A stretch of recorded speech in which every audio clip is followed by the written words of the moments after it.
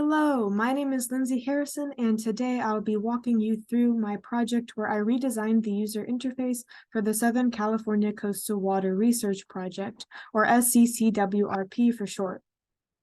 So, environmental sustainability has become increasingly necessary with the various sources of pollution we have created in recent times. To combat these increasing contaminants, we have to understand how environmental resources are becoming polluted and how to stop said pollution.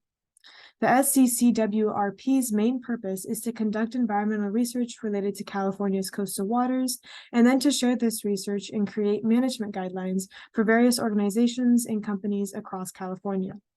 Because of the various tasks related to their goals, it's important that the SCCWRP's website presents relevant information clearly, and it's important the website is easy to navigate for its variety of content.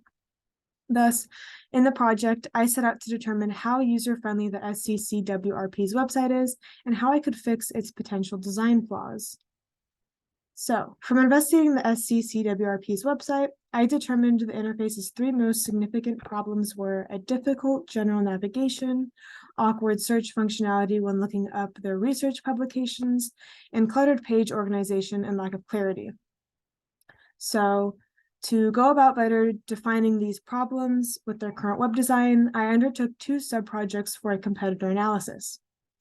The first sub-project was a heuristic analysis where I analyzed the SCCWRP's interface according to Nielsen's 10 heuristics for system usability. This analysis was then also conducted on a website for a similar organization, which was Ocean Visions, to understand how the SCCWRP's interface compared.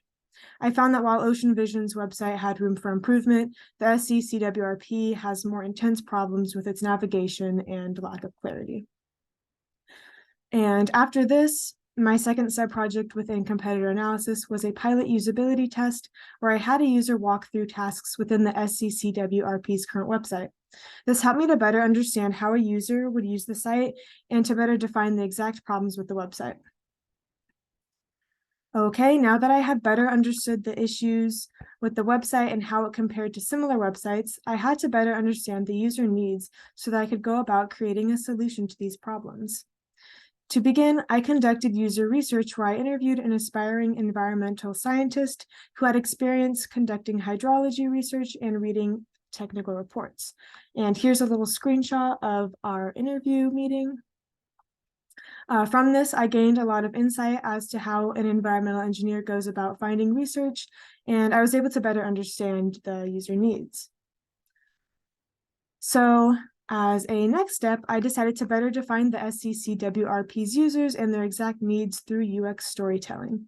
Here, I have two personas representing two distinct user groups for the website. Alex represents an environmental worker for a public agency who might partner with the SCCWRP.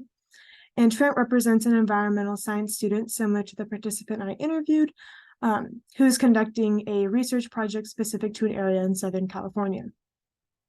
I went about creating an empathy map, user journey map, and scenarios for each persona as well to help me better define the user needs. So finally, now that I had thoroughly investigated user needs and the issues with the website, it was time to begin designing a solution. Based on the user needs, the three tasks I decided my design would focus on were to search for a relevant recent research article, to find a recent technical report and share it with someone relevant, and to determine available requests for proposals and submit information to be added to the bidders list.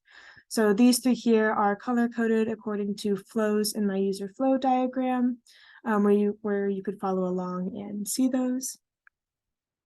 And following this, I created a low-fidelity prototype, which can be seen here, and had a user walk through the tasks to determine any initial pain points. After receiving their feedback, I altered the design of some pages to be a bit more user-friendly, and the exact details of what I did and what I found can be seen here on this link. But moving forward, after a first round of design changes, I was ready to determine an exact style for my redesign. With the homepage for my wireframes, I made numerous design iterations where I tried out different color palettes, grid layouts, typographies, and shape styles until I determined a combination that you can see right here. So this is a kind of more finalized design for the homepage. And again, you can see more details here.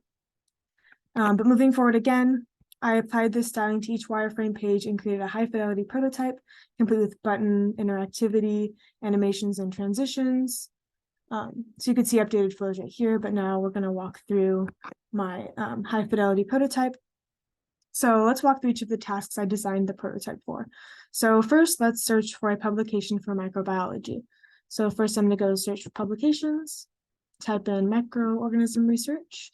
Let's use the bioassessment filter and journal article filter, click search.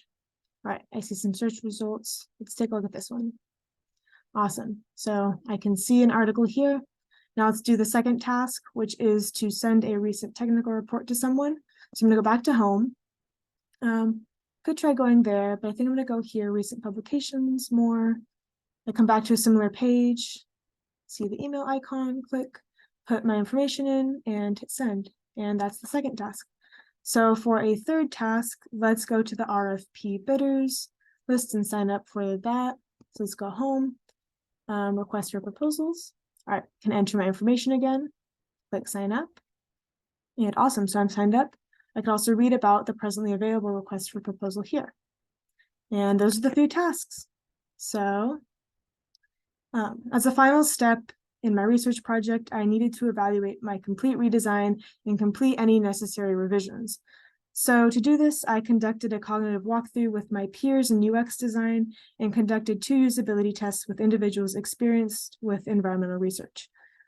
From the usability tests, I learned that users associated my redesign with the words calm and professional, and that overall they thought the design was easy to use.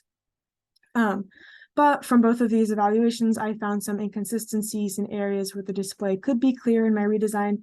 So I revised it according to their feedback, and again, more details here on that. And yeah, finally, from everything, I created a finalized design, and the screens for that can be seen here. They're a bit small, but this is them. All right, yeah, so to conclude, if I were to continue this project any further, I think I would conduct 5 usability tests on like my most finalized complete design to identify any last issues or anything I might have missed.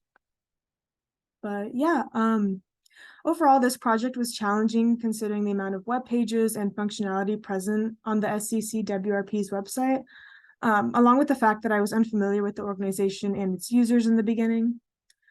However, I did enjoy just about every phase of this project, and I especially liked the problem-solving elements when creating like the wireframes and eventual mock-ups. I think in future projects, I would devote more time on the user research phase. I also think I would try to conduct more usability tests at different stages of the project. But overall, I'm content with the final project I designed, and I think I gained valuable experience and knowledge throughout the process. So yeah, thank you so much for following along with me during this presentation. Please check out the full portfolio website for more information.